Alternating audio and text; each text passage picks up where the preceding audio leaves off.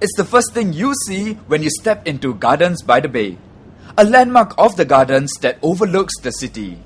The Supertrees.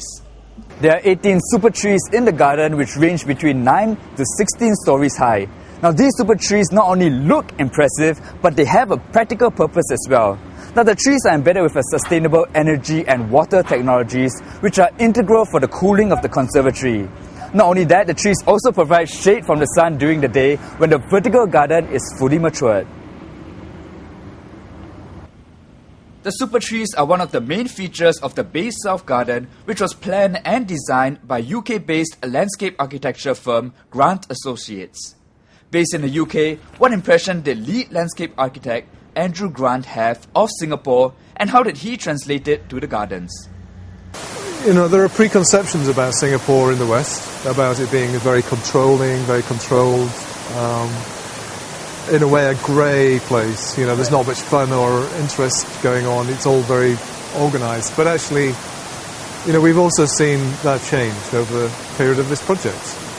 And I think, hopefully, projects like this really start to say that Singapore is open for some very creative thinking and setting new ways of thinking about urban planning, landscape design, garden design, and how people can enjoy the wonders of the natural world as well as enjoying the pleasures of living in a city.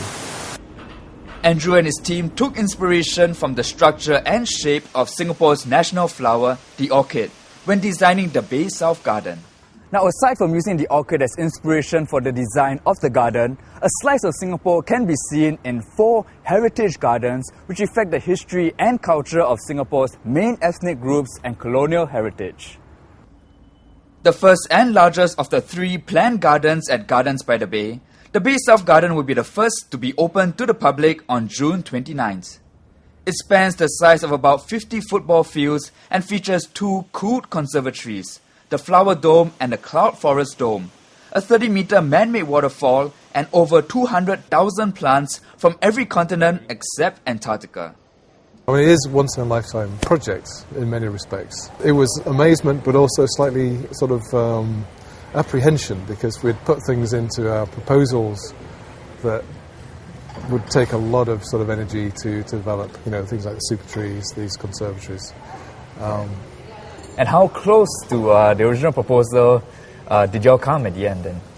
I mean, it's incredible. If you look back at the early drawings, proposals, I mean, it's not identical, but the spirit of it is still there. The 2 big conservatories on the waterfront, the super trees at the heart, the different gardens being representing like orchids, they're special sort of places. I mean, it's all there.